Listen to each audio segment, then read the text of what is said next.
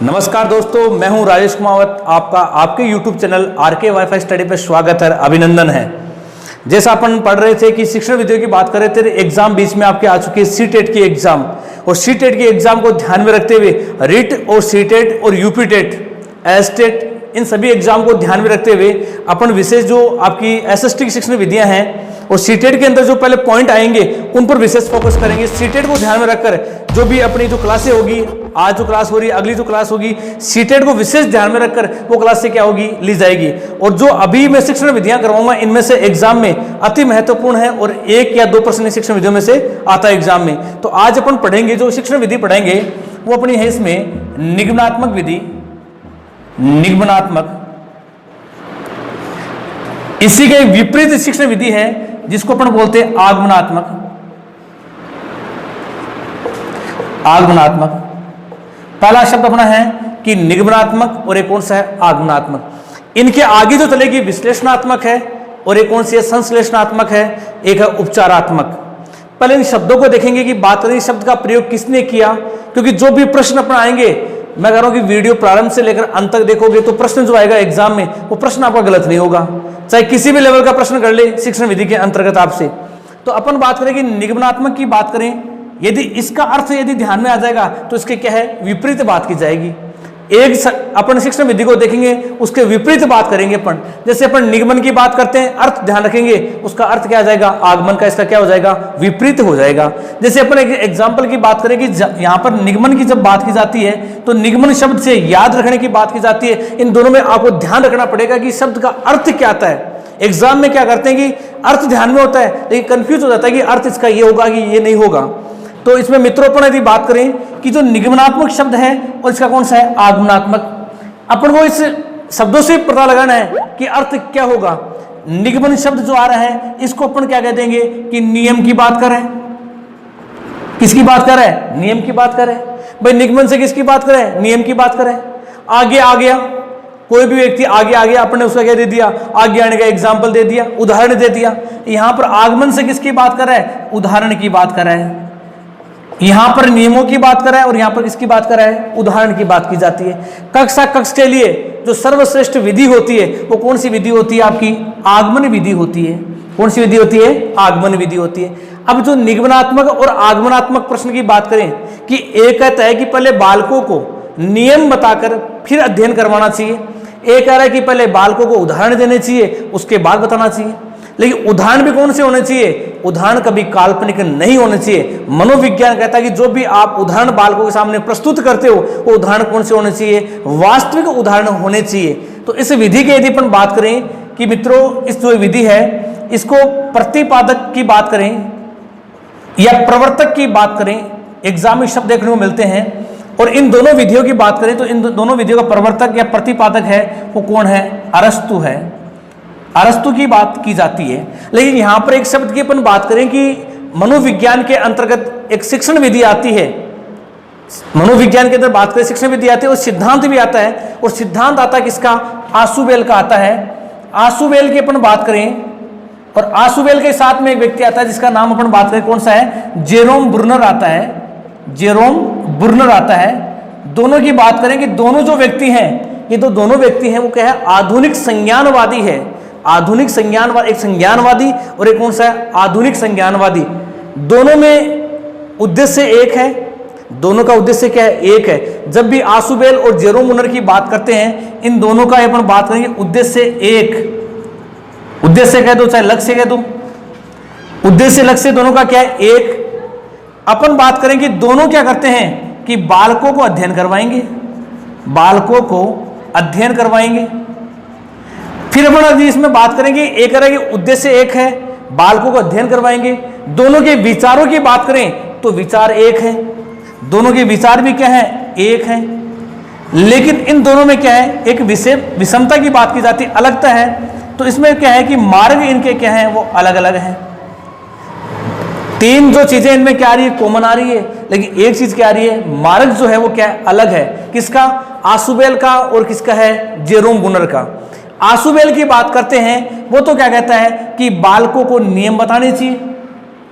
Jerome Bruner क्या कहता है कि बालकों को क्या बताना चाहिए, उदाहरण बताने चाहिए। तो अपने अधिगम के अंतर्गत जो सिद्धांत आता है आसुबेल का सिद्धांत, तो दोनों ही कौन से व्यक्ति हैं? आधुनिक संज्ञानवादी। प्रश्न आया हुआ एग्जाम में कि आधुनिक संज्ञानवादी कौन है, और आधुनिक जो संज्ञानवादी की बात की जाती है तो दोनों व्यक्ति क्या है? आधुनिक क्या है? संज्ञानवादी है। आधुनिक क्या है? संज्ञानवादी। कौन से? आसुबेल भी है और कौन सा है? जेरोम मुनर भी है। दोनों व्यक्ति क्या है? आधुनिक संज्ञानवादी है। आसुबेल का सिद्धांत भी किसके नाम से? आसुबेल के नाम से इसका एक नाम और मिलता है, और नाम क्या मिलता है आपको पुस्तकों में? उसुबेल एक नाम मिलता है। तो उसुबेल कह दो चाहे आसुबेल कह दो, एक ही बात है। ये दोनों कहते हैं कि हमारे विचार एक, हम दोनों ही अध्ययन करवाना चाहते हैं। और अध्ययन भी कौन सा? ये दोनों एक ही बात कहते हैं, हम दोनों अध्ययन करवाएंगे। कौन सा?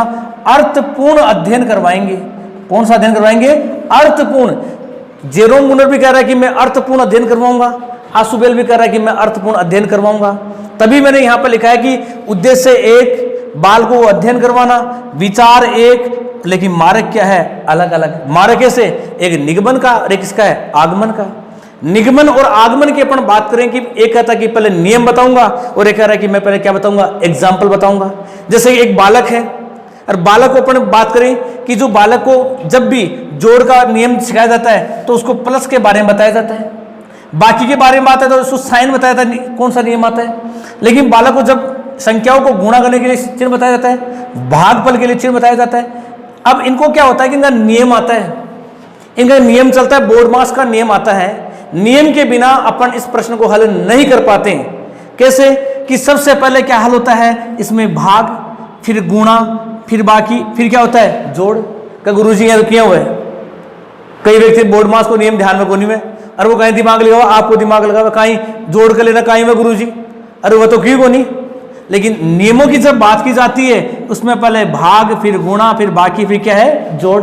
लेकिन जब नियमों की बात की जाए तो, लेकिन एग्जाम्पल की बात की जाए, एक लड़के को दौड़ा दिया आपने मैदान के अंतर्गत और बालक से पूछा गया कि कितने बालक दौड़ रहे हैं, तो बालक, वहां पर नियम की बात नहीं है, वहां पर किसकी बात हो रही है? एग्जाम्पल। सीधा उदाहरण के द्वारा बताया जा रहा है कि कितने बालक। आजकल खेल के अंदर बालक जो सीखते हैं, आपने विधि जो पढ़ी है उसके अंदर बालक क्या करते हैं कि जो वर्तमान में थोड़े दिन पहले वीडियो वायरल हुआ था उसमें अध्यापक क्या करें कि हारमोनियम के द्वारा, उसके द्वारा क्या करें? बाल को एक गीत के माध्यम से पहाड़ी याद करवा रहे हैं। अब वहां पर नियम की बात नहीं हो रही है, वहां पर किसकी बात हो रही है? उदाहरण। वो उदाहरण क्या करेंगे? और कक्ष में प्रस्तुत करेंगे और बालक क्या करेंगे? अच्छे प्रकार से क्या करेंगे? सीख पाएंगे। तो अपन जब भी बात करते हैं दोनों के विचार एक हैं, उद्देश्य एक है, लेकिन मार्ग क्या है? अलग अलग है। अपन यदि बात करें कि इस निगमन विधि का शिक्षा के क्षेत्र में प्रयोग कौन करता है, किसकी बात हो रही है? शिक्षा के क्षेत्र में सर्वप्रथम निगमन का प्रयोग कौन करता है? और निगमन की यदि बात करें तो व्यक्ति का नाम है पाणिनि। पाणिनि के द्वारा सर्वप्रथम इसका क्या किया गया है? प्रयोग किया गया है। किसका? निगमन का। निगमन को शिक्षा के क्षेत्र में लाने वाला जो व्यक्ति है वो कौन है? पाणिनि की बात की जाती है। तो इसका जो प्रवर्तक है, निगमन और आगमन विधि का प्रवर्तक कौन है? अरस्तु की बात कीजिए। अरस्तु कौन है? एक दार्शनिक है। ये दोनों व्यक्ति क्या? मनोवैज्ञानिक है, और ये क्या? अरस्तु क्या है? दार्शनिक है। ये दर्शन की बातें करता है। अपन बात करेंगे निगमन विधि और आगमन विधि, पहले नियमों के द्वारा, उसके बाद में क्या है? उदाहरण के द्वारा। लेकिन जब नियम और उदाहरण की बात की जाती है तो दोनों के अंतर्गत आप देखते हो कक्ष के अंतर्गत पहले बालक को क्या प्रस्तुत करना चाहिए? उदाहरण प्रस्तुत करने चाहिए, और उदाहरण के बाद में अपन को क्या देना चाहिए? नियम प्रस्तुत करने चाहिए। लेकिन कहीं पर अपन देखते हैं कि दोनों का अपने अपने स्थान पर क्या होता है? महत्व होता है। जहां पर उदाहरण की बात की जाए, कक्ष में उदाहरण की बात होती है, लेकिन किसी स्थान पर बात करें, विशेष स्थान की बात करें जहां पर नियमों की बात होती है वहां नियम ही मान्य होते हैं, और उदाहरण है तो वहां पर किसकी बात होती है? उदाहरण की बात की जाती है। बात कर रहे थे कि जो निगमन आगमन विधि के बारे में बात करते हैं, इसमें थोड़ा सा अपन देखेंगे कि जो निगमन विधि है उसको किस और नामों से जाना जाता है। निगमन जो विधि है उसको और किस नामों से जाना जाता है? तो निगमन विधि की अपन बात करें इसमें कि जो निगमन विधि है इसको नियम, निगमन और सिद्धांत प्रणाली के नाम से भी क्या होता है? जाना जाता है।